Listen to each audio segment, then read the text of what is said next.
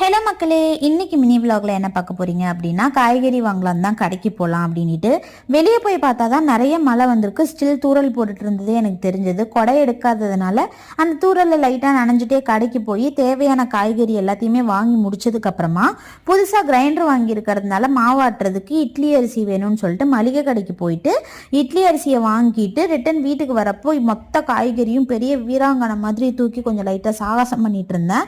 அதுக்கப்புறம் வீட்டுக்கு வந்ததும் வாங்கிட்டு இருந்த காய்கறி எல்லாத்தையுமே ஹஸ்பண்ட் வந்து கீழே கொட்டி கொஞ்சம் காத்தோட்டமாக போட்டதுக்கு அப்புறமா லைட்டாக பாத்திரம் இருந்தது, அதை அவர் கழுவிட்டு இருந்தாரு. நான் முன்னாடியே பல பாத்திரத்தை கழுவிட்டதுனால அதுக்கப்புறம் நான் என்ன பண்ண ஆரம்பிச்சிட்டேன்னா, வாங்கிட்டு வந்த காய்கறி எல்லாத்தையுமே அதை தனித்தனியாக பிரித்து அந்தந்த பாக்ஸில் போட்டு அடுக்கி ஃப்ரிட்ஜில் நீட்டாக அரேஞ்ச் பண்ணி வச்சாச்சு.